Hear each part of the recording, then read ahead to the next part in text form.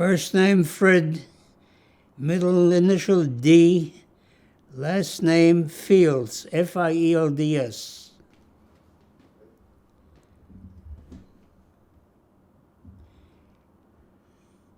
The middle initial stands for Dingfelder, which was my original first family name. Okay. What was your branch of service? U.S. Army, MIS, Military Intelligence. The year you started and the year you left the military. 1943 as a 19-year-old, 1945. Excellent.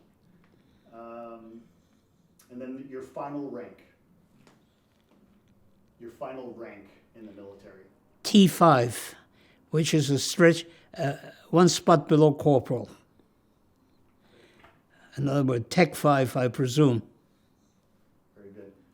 The only worry that I have is the refrigerator. Is there a way? I don't want to. The sound of the refrigerator? Yeah, sometimes it pops up. Or maybe it's not the refrigerator. Maybe it's the heat or something. I know. If you pull the plug on that, I don't know. Yeah, I don't want to do that unnecessarily. Let's get through it, and then if the sound becomes an issue, It'll cut out after a while. When it gets cold enough, it'll cut out. Okay, that's fine. So tell me, where and when were you born? I was born in Ölfeld an der Aisch. Aisch is a river that flowed behind our property in southern Bavaria.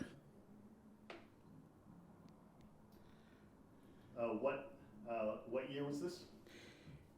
I was born in 1924, May 8th. What was life like before the Nazis came? Normal. Ölfeld had a population of approximately 8,000 people, of which were about 800 Jewish. About 10% of the population was Jewish. Do you have any memories of what your childhood was I like? grew up I had two cousins who were my age or slightly younger. We're the only Jewish young children there. And I hung out with school buddies who were Christian, non-Jewish. And in the beginning, it was a normal relationship until it changed.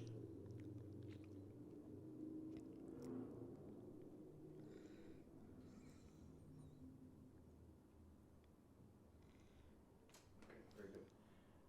How did things change as soon as Hitler was in charge?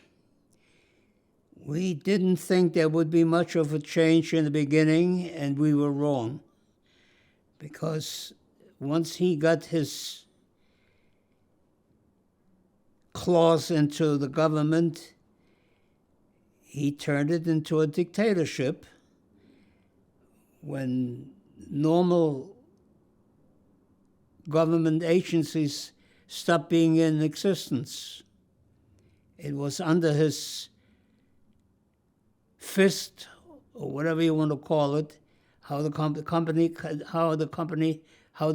country was run. And slowly but surely, he got into his act about the Jewish minority population and his eventual wish to eliminate them. He did a darn good job doing it.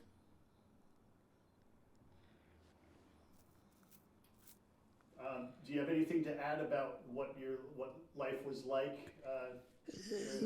My father was a cattle and horse dealer, and I spent time on the farm. We had some farm help.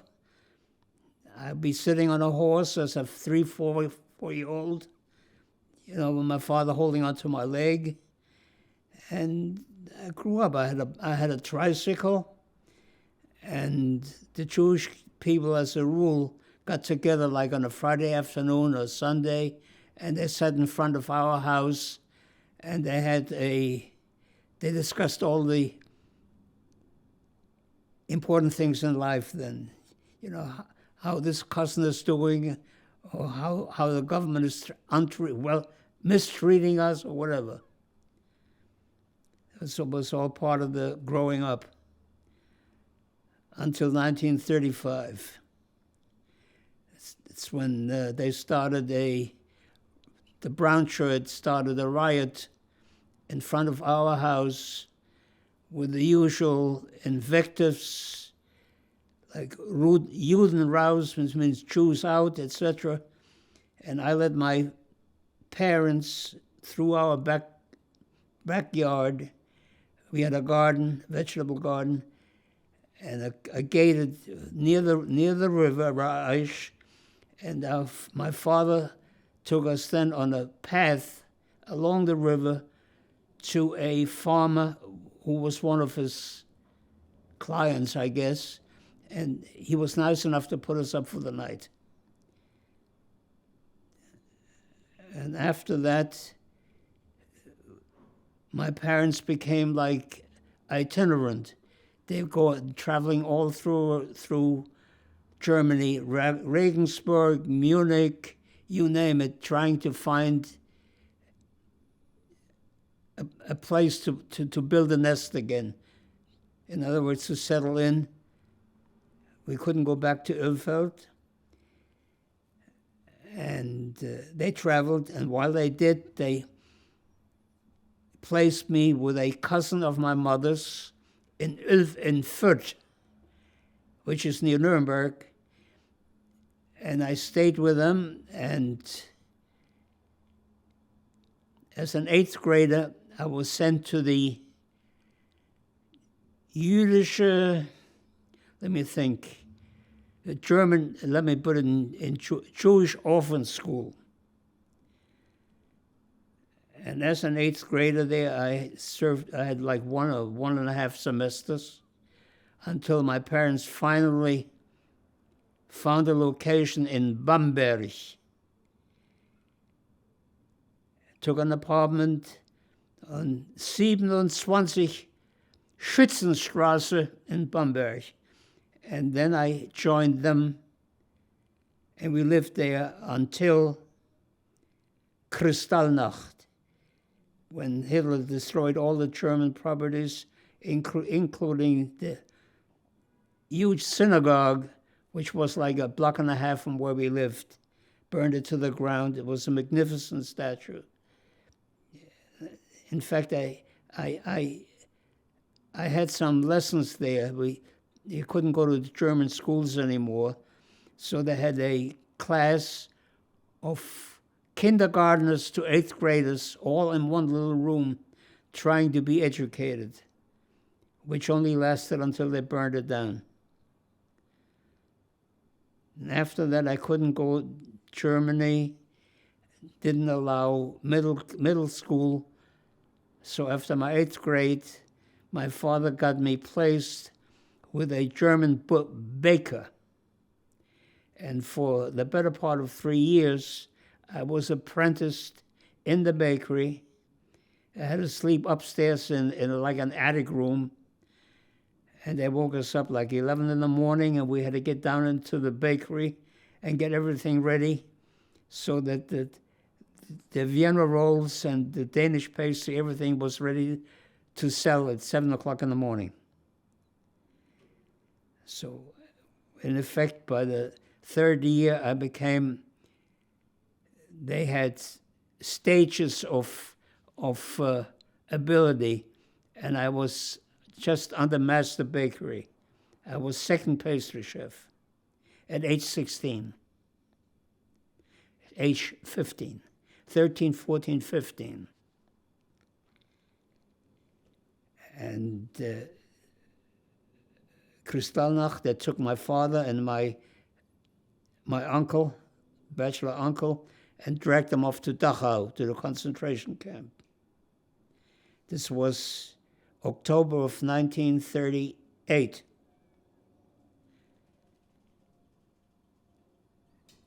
Somehow, my uncle and father were released in August of 39. with a proviso that we had 10 days to get out of the country, and whatever property we had, the house, the barns, a couple of acres of land outside the village, he had to sell it to some Nazi poobah for pennies on the dollar, and we could take each a suitcase and get over to England because we couldn't come to America. Our visa number was not due, so our relatives here in America paid for our travel to England and our stay. We stayed in a boarding house in England for the better part of a year, from mid-August to the beginning of May of the following year. 1939, we got on the Dutch boat, the Veendam, and we came over here and landed in New Jersey. Holland America had their pier over there, and a cousin of my father's picked all three of us, father, mother, and myself, and uncle, picked us up at the pier, and we took the subway. I remember it was noisy as heck, down at the bottom of New York City, and from there around the BMT line to Brooklyn, Flatbush Avenue, where my cousin lived. And I got there just about my 8th birthday on a Sunday, I believe, Saturday or Sunday. And she had a job waiting for me with a Jewish butcher on Flatbush Avenue. On Monday, I started working as a second pastry baker. So you were 18, is that right? I was 16. You were 16, okay. 16. Okay. It was in 1939 we got here, right? Yeah, right. Okay. 38 That's right. for England, 39 we came to America. It was just around my 15th birthday, right? And I was there as a second pastry baker until I left there, and I worked in all kinds of other bakeries, including up in the Catskills as second pastry chef in one of the resort hotels. And when I showed up there as a pastry baker, they interview you, and they said, "You a baker? I thought you were here as a busboy." Because I looked my age of 15, 16, okay? So I became a pastry baker in the summer resorts amongst my jobs. And I came back in 1939 to skip 1943. I was drafted. At age 19, Uncle Sam wants you. And I was taken down to Whitehall and was interrogated and questioned and got all the different injections and scratches. And then I was given the choice of what service I wanted. As long as I'm going to be inducted in the Army, I said, I like mounted cavalry. So the interviewing sergeant said to me, huh? I says, what American? What? There is no such thing as American mounted cavalry anymore. I said, I come from horses. I grew up with horses, and that's something I would like.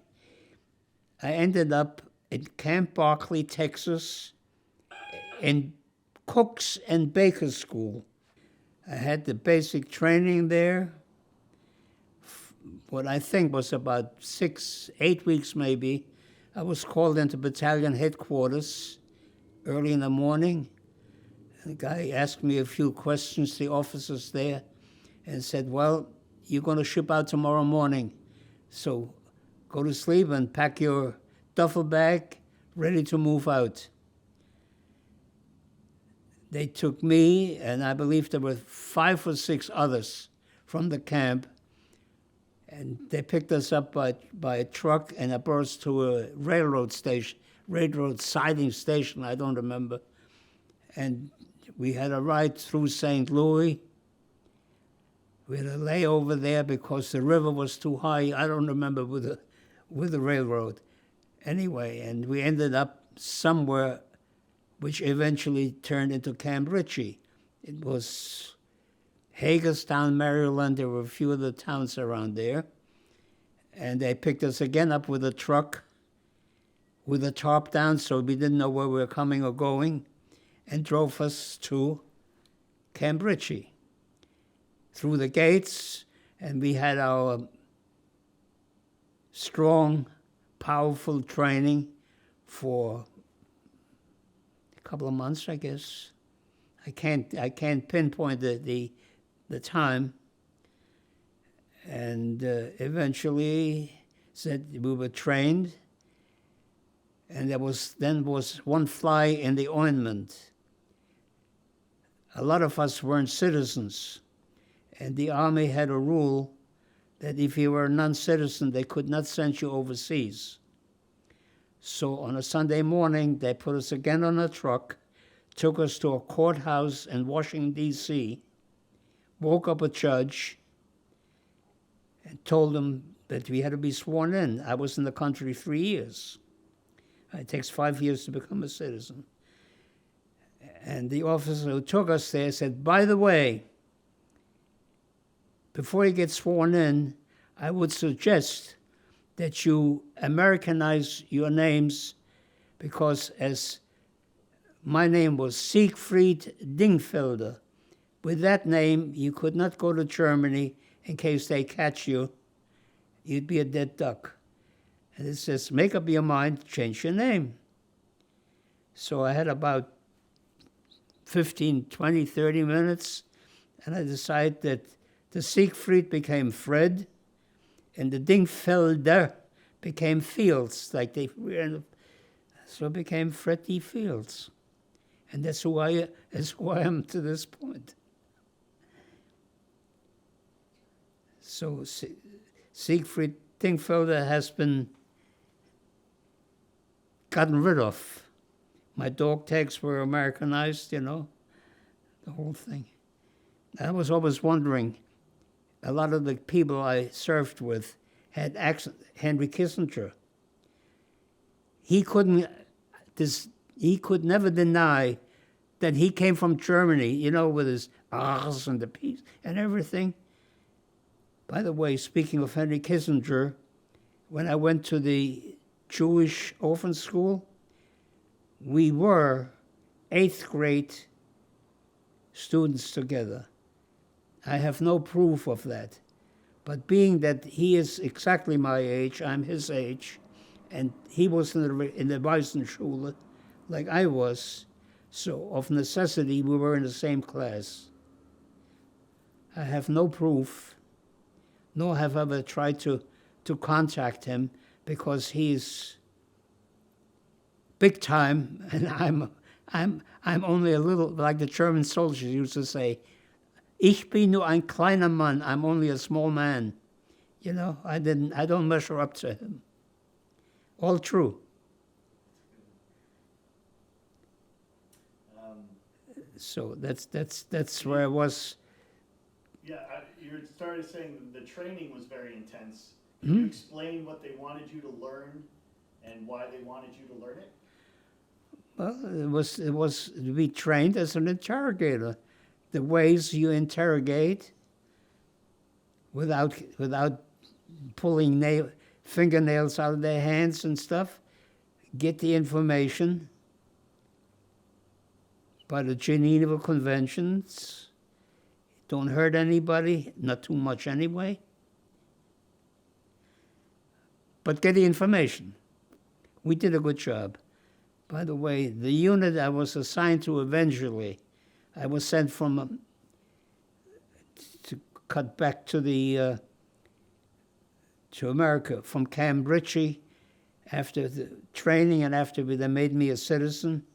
I swore to become They brought us to there's a small island in the East River, the Army used as a a replacement depot.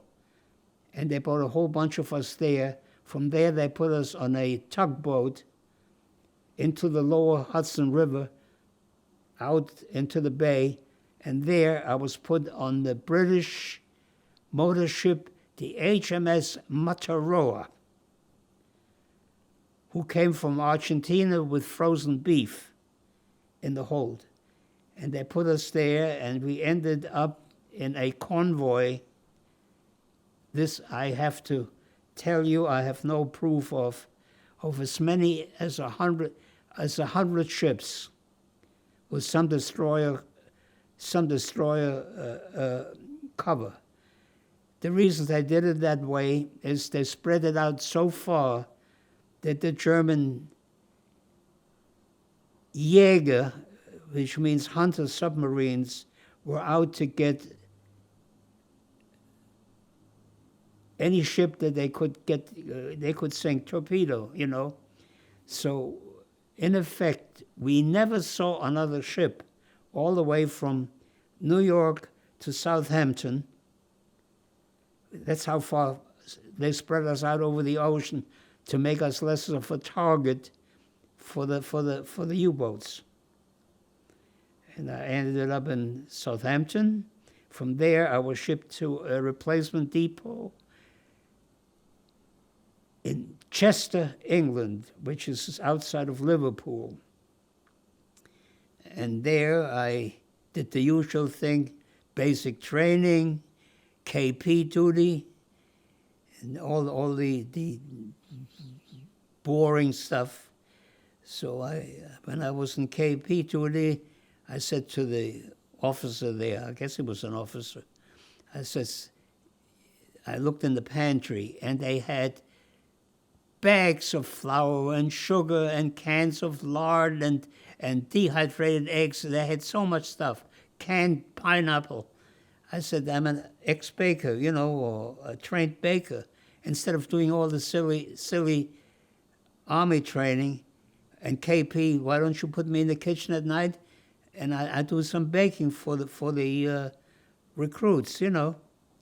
I ended up baking upside down cake. I made chocolate pudding. They liked me for there, but they only lasted a few weeks. Then they packed me up and shipped me over to Paris, to another replacement depot. That was in Les Vessinets, which was a suburb of Paris, and it was also a staging area for military intelligence. It was a very quiet chateau, recessed away from everything, and I was there, I don't know, a couple of weeks, maybe 3, 6, I don't remember. In fact, I had a pass on the weekend to go to Paris, and I went to a bistro, and I hooked up with a young lady. Didn't last long either, you know. The funny part about the young lady was she didn't speak English, and I didn't speak French, or just very haltingly at best. But she associated with the German troops when they occupied Paris, so we talked German to each other. The French lass and the American soldier spoke German. True. Can you tell me what was going through your mind as you returned to Europe to fight against the people who forced you to leave your home? The training and the experience, the training during my Army time training, I was trying to be a good soldier, period, with the specially training military intelligence to do the work as an interrogator. And to this day, I feel very patriotic about America. They gave me a home. They accepted my parents. My father worked as a butler. My mother worked as a cook in the same household. They made a living together, and they worked to pay off the debt which we incurred to our relatives here who paid our fare and our stay in England. They paid it off. And I stayed as a baker until I was drafted. And when I was drafted, I ended up to cut back to my days until I ended in Paris. And I was there a few weeks, I guess. And then I was pulled in as a replacement with IPW Team 69, who lost one of their men. The team consisted of 6, 1 officer, 1 lieutenant, 4 non-coms. And I came in as the youngest and the last one with a T5, Technician 5. Our captain was American-born Alois J. Lethan. The other 5 on the team were all refugees. I can name them if you want me to give you their names. It was Lieutenant Kurt E. Wallach. And if they called him with a name and the way he spoke, it was like Henry Kissinger.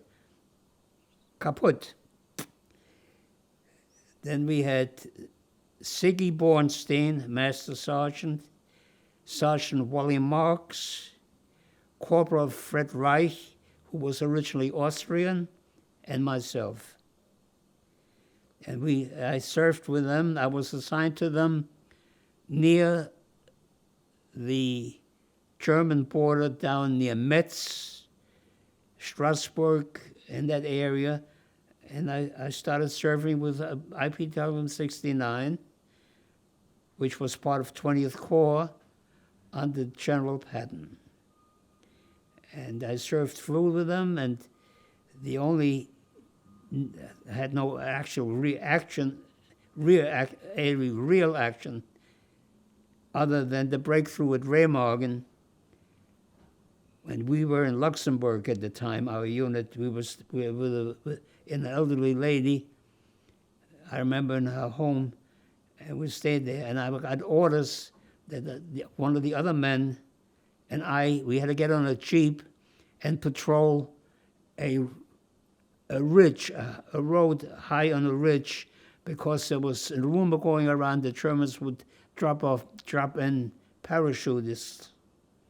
And he and I and our M3 rifles were going to defend the ridge against paratroopers, which never came.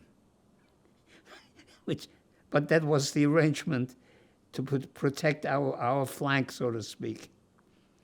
So we never saw any action, but I came back with frostbitten toes and ears.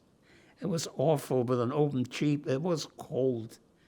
And I remember coming to that house in Luxembourg, and the lady of the house where we stayed, our whole unit, she says, "Come, I'll fix you up." She put down a big tub with lukewarm water, and she massaged my feet and everything. You know, I was in pain. And from there, we went across the Rhine, and then General Patton, we were ordered to central Germany, and were in on the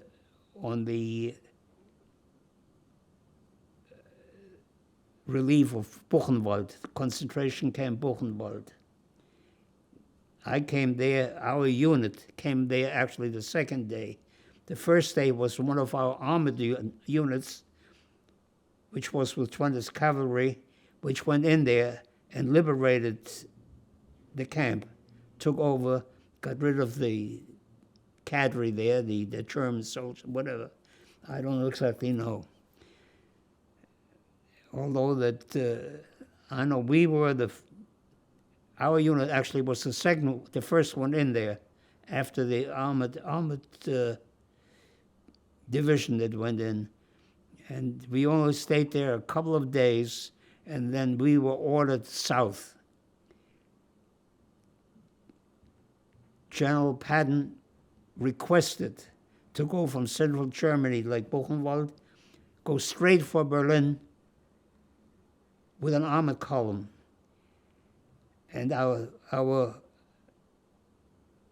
big commander, Eisenhower, nixed it. He says, we are going to march into Berlin with the Russians, with our partners. He wouldn't allow our Third Army to go in there and secure it before anybody else came. Instead, we were ordered south. From there, from Buchenwald, we went past Bamberg, past Nuremberg, past my village. I got a Jeep. My captain gave me a Jeep, and my cousin Henry Schwab, who was IPWM 57. We went to the village where the head Nazi who owned the dairy, and I was there. I was going to liberate him. Couldn't find him. He cut out of the village. I got there on a Sunday morning, and he was not to be found because I was going to bring him in, at best, or worse. I couldn't get a hold of him. And from there, we were sent all the way down to southern Germany, and we were located, our team, in Tutzing am Starnberger See, Lake Starnberg, which was in the foothills of the Alps. And we stayed there until we were actually dissolved. Our unit was dissolved, and they shipped me home. I put in as a manager of a German village or town, fill out a form, everything, because they wanted to get rid of the Nazi regimes and put in neutral or decent people under our supervision. So I applied to be one of the people who would do the job, being that I was born there, speak German, know the mores of the locals and everything. Man asked me, what is your education? I said, 8th grade. He said, and? I said, baking.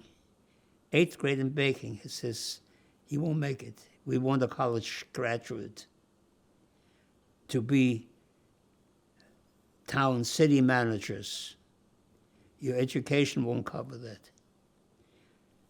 I tried to argue with him that I know the Germans, something that American who has college education wouldn't have.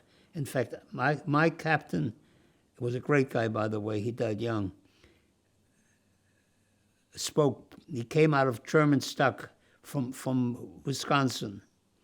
And, you know, he wouldn't be able to do what I could have done in that position.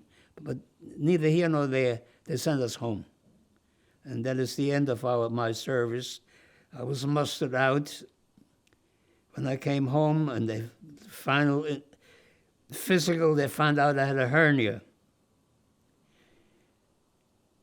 I said, we can't send you out with a hernia. Since you weren't drafted with it, you must have gotten it in service. I says, we can't let you go. I says, I'm leaving. I says, you send me home, I'm going home. So they finally made arrangements for me to go to a VA hospital on Staten Island to be operated on for my hernia. And then they let me go. End of story of my Army service.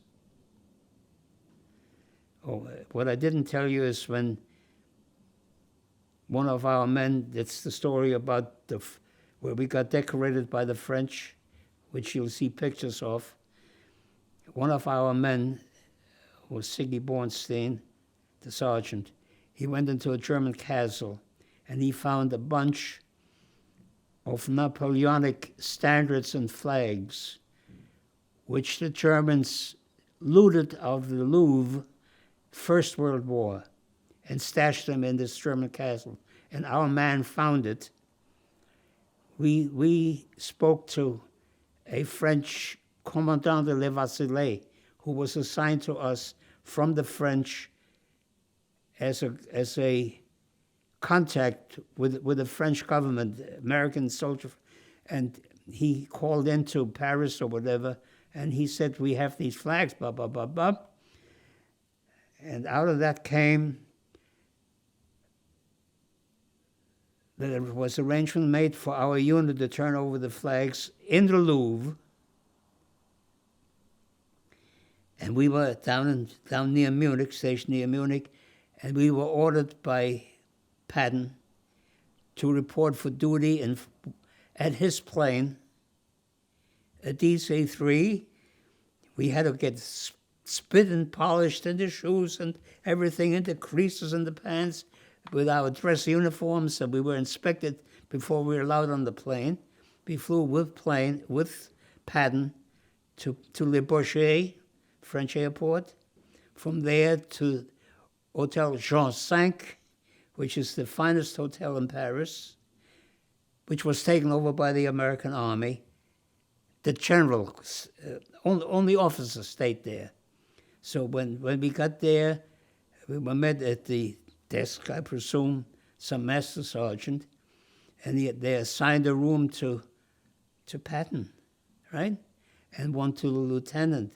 He said, I'll send a jeep for the 4 non-coms to be sent to non-com quarters, whereupon Patton raised up his voice, and he had a very high-pitched voice, and he said, these men are my guests, and they're staying here. And I got they threw a lieutenant colonel out of a room in that hotel, Georges V, and gave it to me. I had pictures of the album of the room that I had. My wife destroyed it. I lost so many pictures. All true.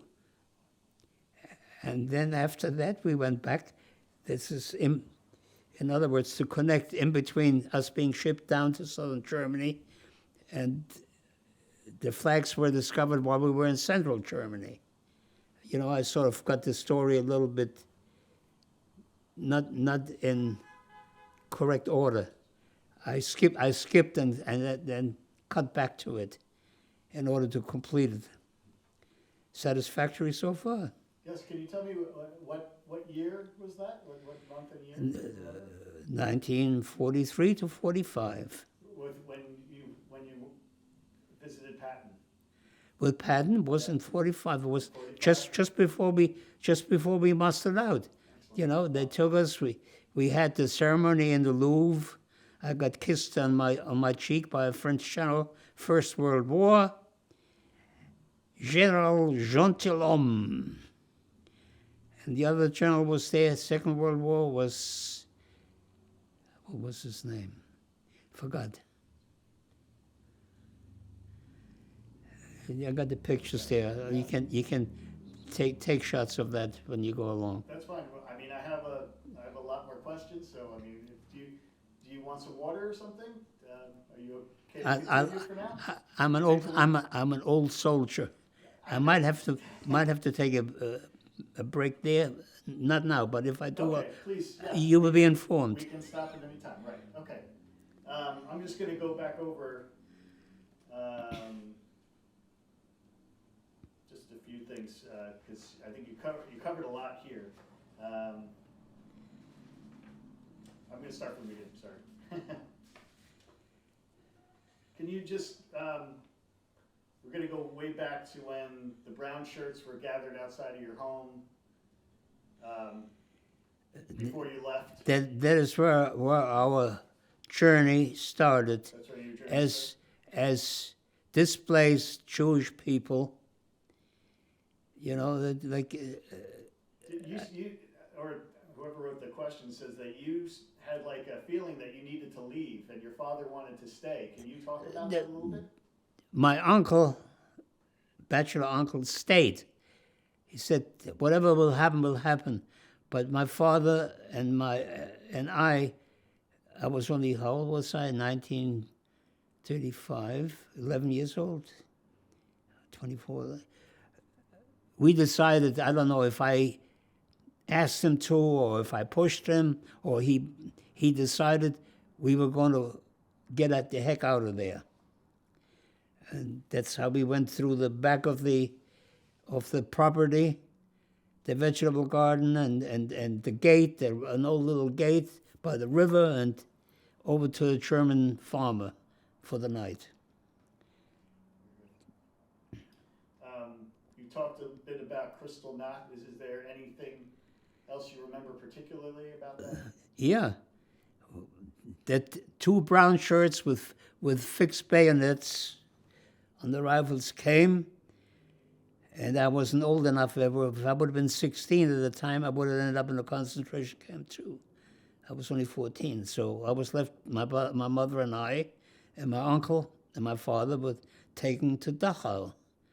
Kristallnacht was in October of 38, and somehow they were let out, as I said, in August of 39. In fact, we got out of Germany 10 days before the war started. He had 10 days to get out, so he must have been released,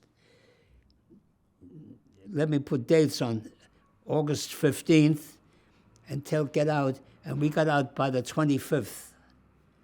Could be 2 or 3 days earlier or later, I don't know. I have I know we got out to England, and Hitler started the war by invading Poland 1st of September. That's when nobody else got out, and that's when the rest of the killing started. What they didn't do before, they managed to do the job. Like, my father was one of 7 siblings. 4 of us got out. 4 of his older sister and a younger brother, but 3 of them died over there with their families, and et cetera, et cetera, et cetera.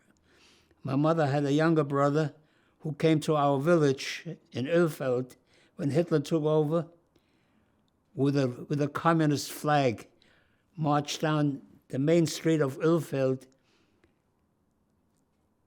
denigrating the Nazi regime. You know, like, well, he was fighting the government. He got his comeuppance in southern France eventually. There was my Uncle Carl, he was the younger brother of my mother's. They caught up with him. I guess the French turned him over. You know, they had the Vichy government who worked with the Nazis, and they made sure that they turned all the Jews over to the Nazis. That's how he died. It's how he disappeared. You spoke about your journey to America. Can you talk about what the arrival, when you first landed here? You spoke briefly. You know something? It's like rolling with the punches. I didn't realize what was happening to me. Like the evacuation from Germany to England. And oh, by the way, what I didn't tell you, that being that I couldn't go to middle school in Germany, my father had one major smart move. He got me an English professor in Bamberg, and I had 3 years of private tutoring in English. That's why I speak English not like the rest of the Germans. I speak like an American. Sure. It's all there. I had 3 years of tutoring in Bamberg because my father said, you have no future in this country. He intended to stay and live out his life somehow. That didn't work out for him either. Did you learn British like English, or was it sort of an Americanized? I spoke the perfect King's English, taught by an English professor the way you only speak perfect English. As a matter of fact, if you want to hear a story, the baker that I got my first job here, they had a young fella from, I don't know, Alabama, Carolina, somewhere, as a porter. Right? He introduced himself, and I introduced myself. I said, hi, nice to see you, this, that. And then we spoke to each other. Neither one of us had an idea what the other one said. I spoke the King's English. He spoke the typical Southern drawl. And we never got together. also true. My very first few days as a baker on Flatbush Avenue in Brooklyn. What was your reaction when Japan attacked Pearl Harbor? Those SOBs. I mean, what could you? I mean, the thing that they were allies with the Nazis, and they were doing the Nazis doing, or they were going to destroy America. And I didn't volunteer, as I said, I was drafted.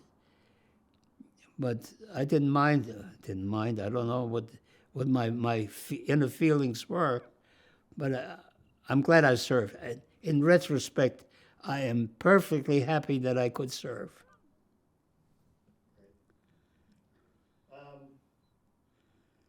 Maybe just talk a little bit about how did you find out that you were going to Fort Ritchie? Find out what? When you found out that that was your assignment. The assignment? Yeah. You mean to come to Camp Ritchie? Yes. Maybe like what were you told about the assignment? Before? Nothing. I told you that they put us on the train, 5 or 6 of us, with a private first class with one stripe. He had the orders, the traveling orders.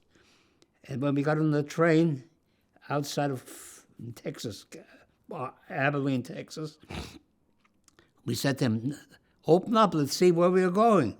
You know, we want to know. We're going to Alaska, we're going, where we going, San Francisco? He says, my orders are to turn this envelope over to the officer who will meet us at the end of the trip. I had no idea, never heard of Camp Ritchie, didn't have any idea where it was, or where I was going and why I was going, none of it. You know, that is when you're in the service, the one thing you're trained with, yes, sir. You accept the orders and you go. During training, did you have to memorize many things or many? Oh, we had to memorize all the German equipment. We were trained on their long artillery, their heavy artillery. We were trained to use a garrote. You know, hand-to-hand combat, we had all of that training. And some of the trainees who were, as I said, we weren't all interrogators. There were some who were trained to be paratroopers in Ritchie. As a matter of fact, Ritchie had 2 kinds of people. The American cadre, officers, non-coms, who were there to train us in the Army way, the way they wanted us trained, and then us, who we had, as a matter of fact, I don't know any names or anything. We had Egyptians, we had Russians, we had Poles, we had Austrians, we had the German Jews. We were a mixture, a cocktail of you couldn't imagine. And they all came from different backgrounds and ended up doing different things in military intelligence.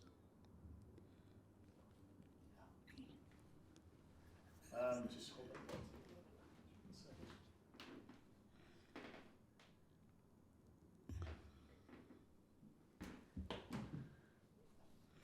How did they train you to interrogate? And what is the most effective way at getting enemy soldiers to talk? Being very kind to them. Scratch that.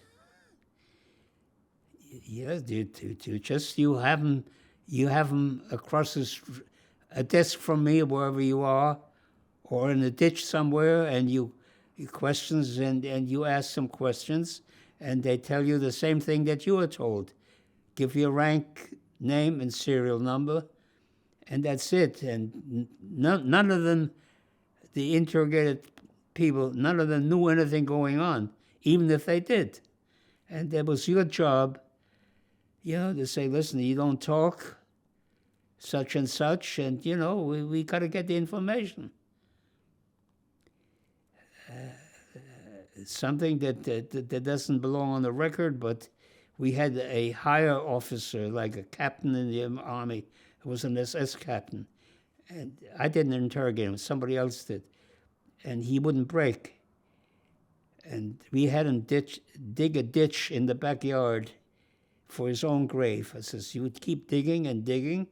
He says, you can't talk. You're gonna go in there alive or dead. That's it. Eventually he talked. True. That's how it happens. You know, it's we didn't do anything. I guess it's radical, but it is. You know, you have to do what you have to do. Can you tell me when and where you began your work with Nazi prisoners? All over, wherever our troops set up a prisoner of war compound, we dragged behind. It was a little village somewhere. And I remember the last one that we had when the German army was shot to pieces, right? We had a compound, and it was raining and muddy, and they were in tents, and we bring them in one by one into a farm village. We set up our headquarters in a farmhouse, right? And we brought them in to interrogate them there. And after we got through with them, we sent them back to the compound. And we had our security was all Greeks from from New York. Our army guys, and they hated the Germans.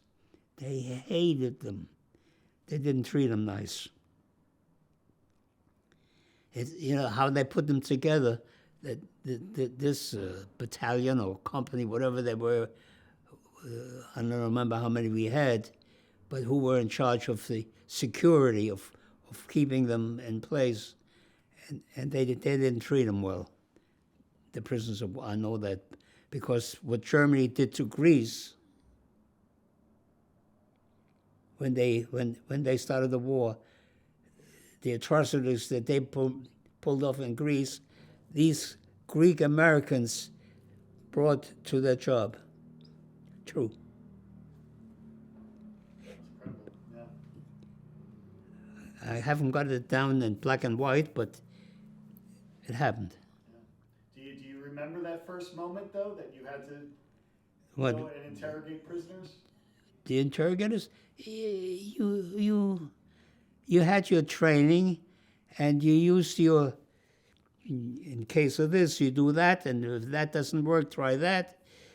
We had one of the guys from another unit. We had a Russian uniform. He had like a Russian thing of a medal hanging here, and if somebody didn't talk, I says, you don't have to talk. We'll turn you over to this Russian. He says, da, yeah, you know, and he says, you go with him back to Russia. And the one thing the Germans never wanted to do as a prisoner, go back to Russia. They liked it better with us. There was another method of attaining what you want to attain. It's, you know, you're eliciting stuff that comes to me as we talk. A long forgotten story. Did any of these prisoners or SS officers ever realize you were Jewish? And if so, how did they react? I'd imagine. All of the people. I don't particularly look Jewish, but a couple of the guys that were with me, like Siggy Bornstein and Wally Marks, were typical Jewish, if you can make it, typical Jewish faces. Dark complexion, long nose, you know. And they also spoke German. They spoke English or German. Where I could pass for an American. I could pass, mostly.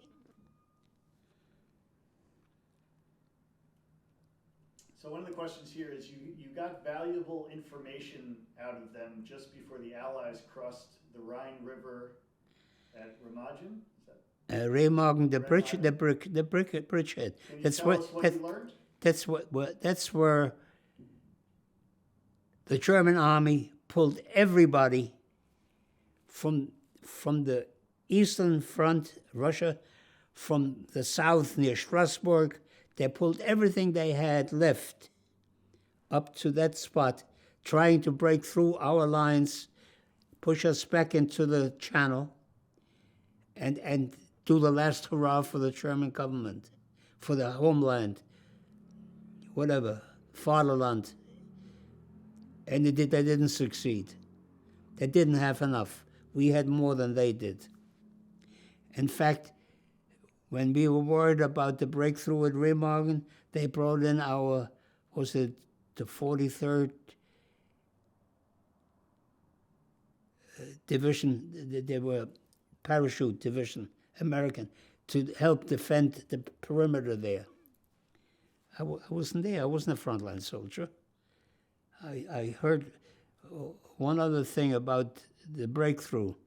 We had the information, and the way you do it in the service, the information is passed it to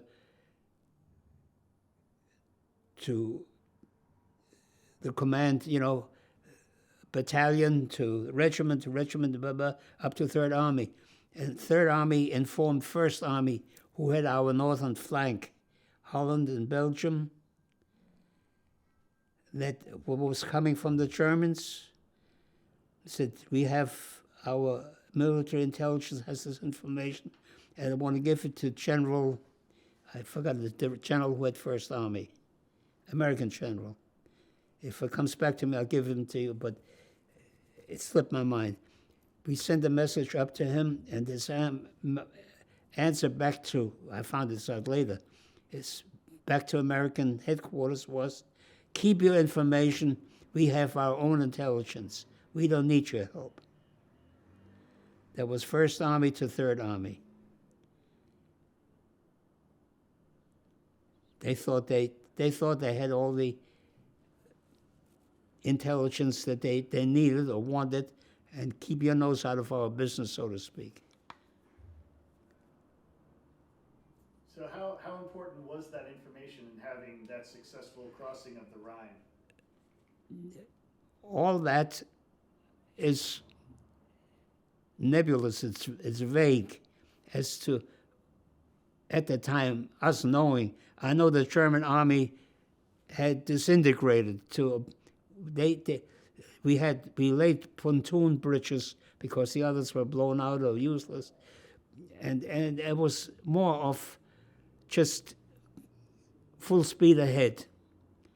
We didn't, I wasn't a frontline soldier, but we didn't encounter any heavy resistance practically anymore. In fact, as we went from Buchenwald, central Germany, down, Bavaria, the Germans were ordered to turn in their weapons. And you had the farmers standing with their shotguns, whatever they had, and they're waiting for us to take them. They were done. They were cooked. They had, I spoke to a, later on I went on a trip by myself through Germany, vacation trip. And I went to Dachau. I wanted to see how the prisoners, they were stacked 5 high on wooden slats, like they couldn't raise their head and everything. I saw they let one barrack stand to see how it worked, how horrible it was. And I befriended a man who was German, older man. I mean, I was 20, 19, an older man in his maybe 60s, 70s. He was there at the camp. He says, he also went there just to see what's going on, and he says he's waiting for a bus to go back to a village where he lives. And I spoke to him at length, and I said, what do you think what it was? He says, I knew what was going on in the concentration camp. You couldn't do anything. He says, I couldn't do anything. I knew all the things that went on in the concentration camp. He lived a mile away, half a mile, I don't know. And anyhow, and he was waiting for a bus, and he was not very well on his legs anymore. I says, don't wait for a bus, I'll drive you home. And we had a long conversation and he said there was nobody who could stand up to that regime in Germany. Really, I mean, it was impossible.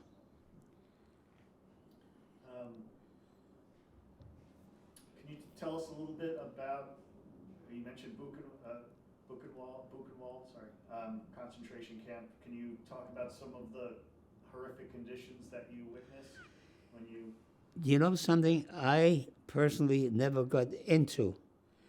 I got as far as the barbed wire fence, and I remember the inmates who were freed, like our front unit got rid of the prison guards. And they were standing there, these human skeletons, breathing skeletons, who were standing holding on to the fence.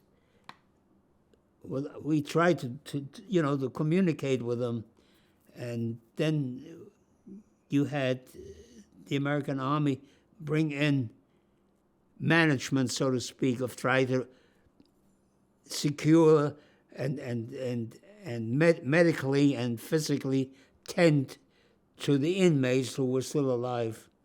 I had pictures from the camp of the ovens piled this high with human skeletons.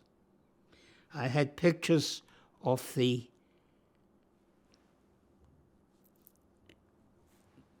I'm trying to think, lampshades. The commander of the camp, they called the Schwein of Buchenwald, the pig of Buchenwald. When she had prisoners and they had tattoos, they were dead meat. She had them skinned and the skin tanned and made lampshades for her office or for whatever, out of human skin. I had those pictures, and I don't have them because my wife... It's a long story. My wife threw the album away, destroyed it. Which is sad, because I had those things. When you witnessed this, or before, were you aware of how many people the Nazis were killing? Let me think about that. About knowing how many there were. Yes, I should have known, because my father was although when he got out of Dachau, never one word of what transpired in the camp. His treatment, mistreatment, he never told, at least not to me, maybe to his wife, to my mother, maybe, I don't know. Silence. If that was part of the deal to release him, don't talk about what went on here, I have no idea. But I mean, you found it out later. I mean, it was what was the German, the English word for it? The final solution. Make sure there's no more live Jews, period. That was it. So after seeing this concentration camp, what was it like to know that you were one of the very fortunate ones who escaped? I guess it's the fact that I was not of age, that they didn't lock me up. I was 14 years old when they had Kristallnacht in 1938, right? I was 24, I was 14. They took everybody 16 and up, male, got pulled together and sent to concentration camps to eventually meet their fate, you know. So I was home with my mother. And how or why, other than that my father had to sell his property to a Nazi in Ölfeld, that's the only explanation I could make for myself. They let him out, but got to sell your property like if it were worth $50,000, you know, for $5,000 or for $2,000. Just, you know, sign a paper to so-and-so, I sell this and this, signature, and get out. He had 10 days, he gave him 10 days to get out from the day he was released from prison, from Buchenwald, from Dachau.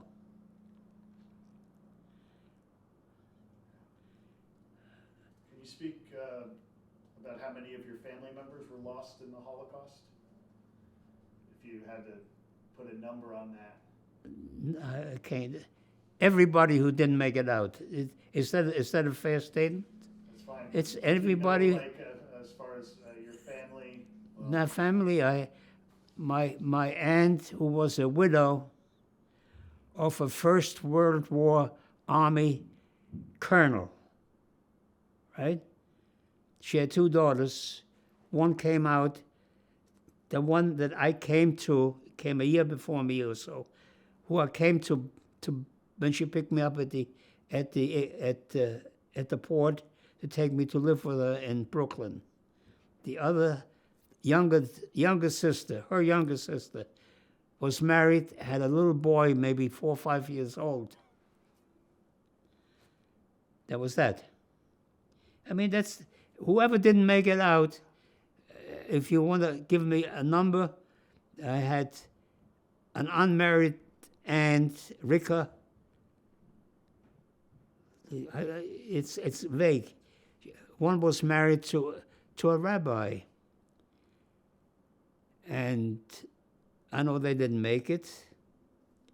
And the unmarried didn't make it. And my father's younger brother, Carl, he had 2 Carls.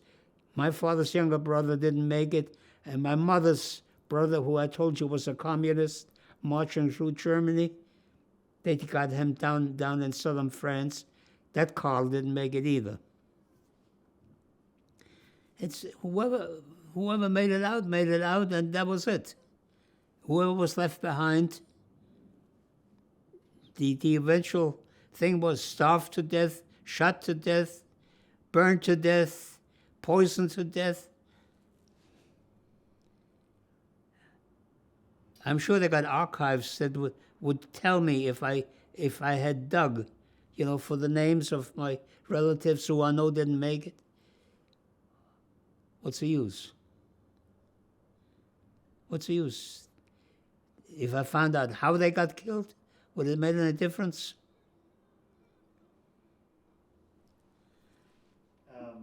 After seeing some of the worst cruelty imaginable, like how difficult was it to stay professional when you were interrogating the prisoners?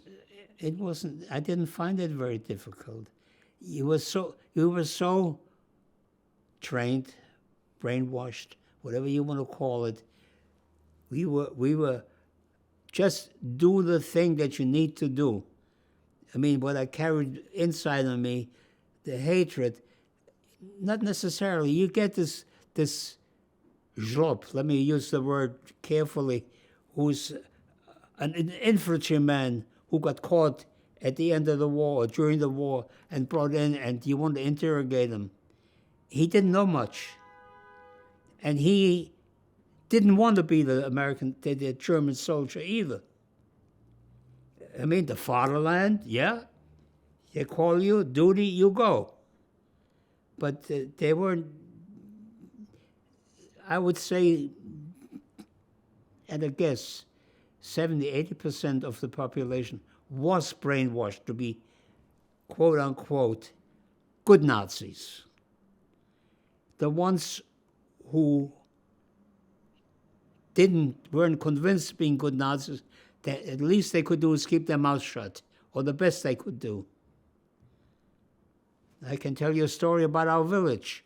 there was a German man who lived on the far end of the village, and with my father, he used to go to a beer garden on Sundays. They play cards, have a glass of beer together, a sandwich, whatever. He said in public, I'm going to say it in German and I translate, Ich weiß nicht, was die von den Juden wollen. Die haben nichts getan. I don't know what they want from the Jews. They didn't do anything to anybody. Guess what? Next day, they took him to Dachau. The same concentration camp my father ended up with eventually. He came back about 3 or 4 months later. He never said that he didn't like the Nazis anymore, that's for sure. It's a German non-Jew, who just said what was on his mind. That is what they want from the people. I mean, we were making a living. My father and uncle and all the other Jewish men, they were more patriotic Germans than they were Jews. Religion-wise Jews, but as far as being attached to or believing or whatever, the fatherland was more important than anything. My father had the Iron Cross. My uncle had the Iron Cross. My father's leg was full of shrapnel, like all of them, you know, First World War. They all fought for the homeland. But they was not recognized by the Nazis. It's all part of it, and I can't explain it. I don't think you can find anybody who can explain it, rationally, of why these things, how he first got into power, and then his method of ruling the Rus.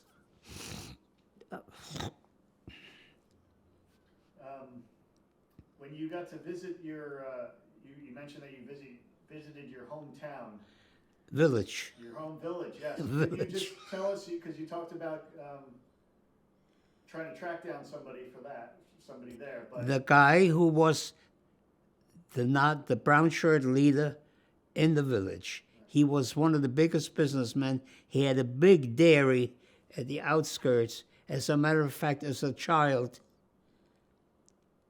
like many others, you had a little tin can.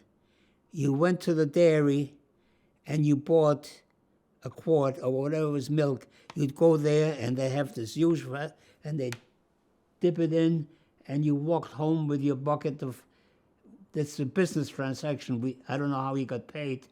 Maybe he had to bring a couple of marks with me. I don't remember. But that's how we got our milk when we didn't have milk cows in our stable. He was a big businessman and head Nazi. And he was the one who organized the brown shirts and was in charge of it. I guess they had a MO, is it? Like he was the head of our little village's brown shirt party. He was the big rooster in a very small community.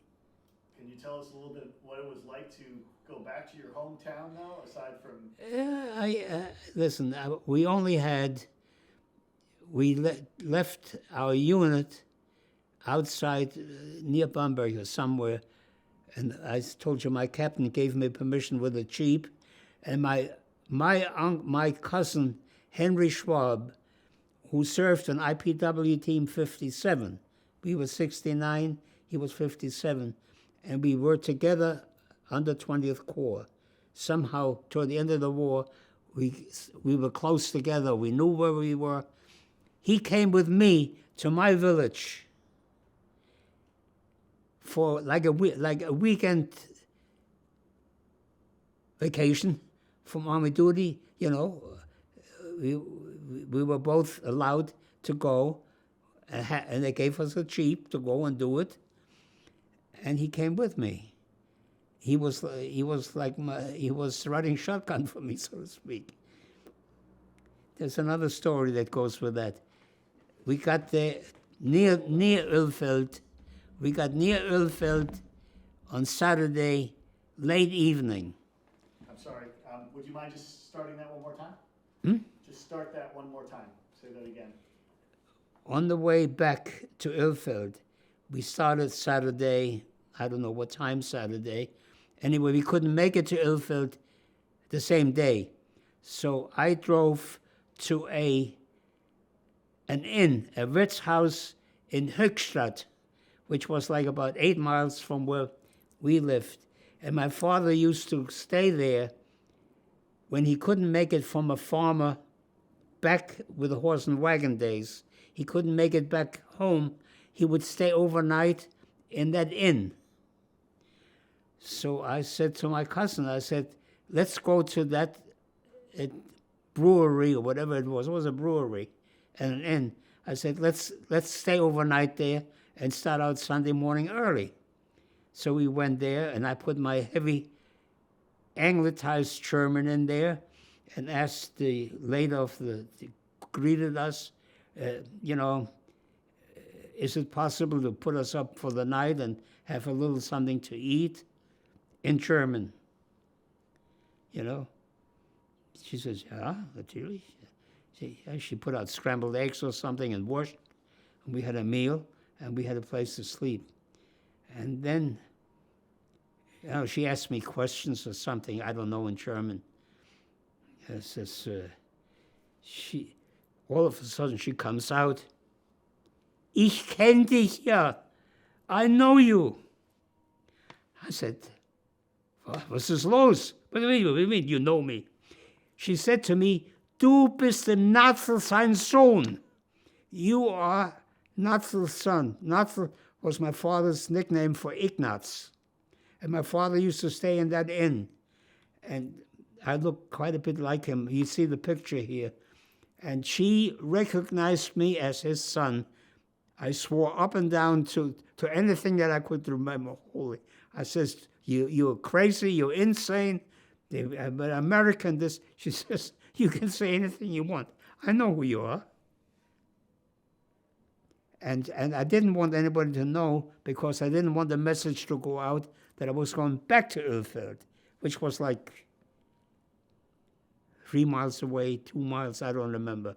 I stayed overnight and I was going to do my thing in Ulfeld and see if I can get that guy. Imagine a woman, she was in the mid-30s, I would judge. And I was, a young guy. And she looked at me, she says, Ich kenn dich, I know you. And I could swear on a stack of Bibles. She had me tabbed, and that was all there was to it. I never admitted to it. I don't care what she said. I couldn't. It's another incident of your army days. Unbelievable to stay over with my cousin Henry Schwab in an inn out of the clear blue sky on a Saturday night. I was recognized by a German woman who never had seen me. She only knew my father, and I must have carried a likeness to my father. And I certainly put on my German with a heavy English accent as I could, trying to disguise the fact that I was German, Also true. Excellent. So what does it mean to you to be a Ritchie boy and know that you helped to defeat Hitler and free the land of your birth? I couldn't be more satisfied, more proud to have served, to have done my duty, to have helped defeat Germany, Hitler. I mean, that I had, at the time, honestly speaking, as a 19, 20-year-old, whatever, I could not honestly say that my service was that valuable or that impactful overall. Again, the Army, they took me from Camp Ritchie from Camp Barclay to Camp Ritchie and trained me and sent me over there to do your job. That's it, It wasn't that I was proud to do it. I was proud wearing the uniform. I liked wearing the uniform. Too bad I had an Eisenhower jacket with the 20th Corps insignia, with my one stripe on the arm, and, you know, a couple of medals hanging here that you saw in there. Yeah, and you know, the thing with the French flags, the Napoleonic flags, it was like an incident out of the clear blue sky that one of my guys wandered into some old German dusty castle, and somehow snooped around and found them. And the French appreciated us. They really did. They really, I mean, to them, the fact they were Napoleon's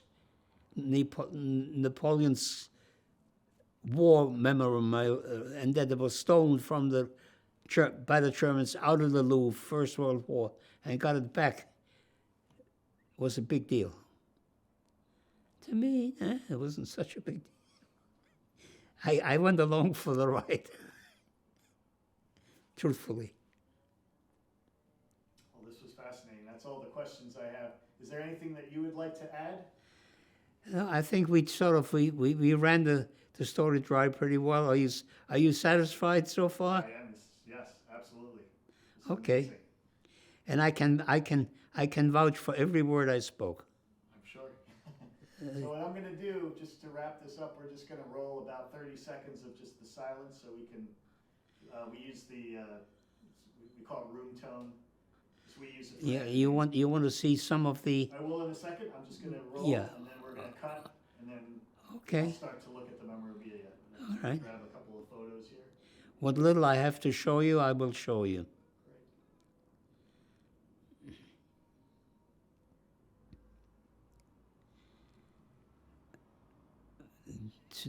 To go over it, I did my best, like always, like my army duty. Do the best you could.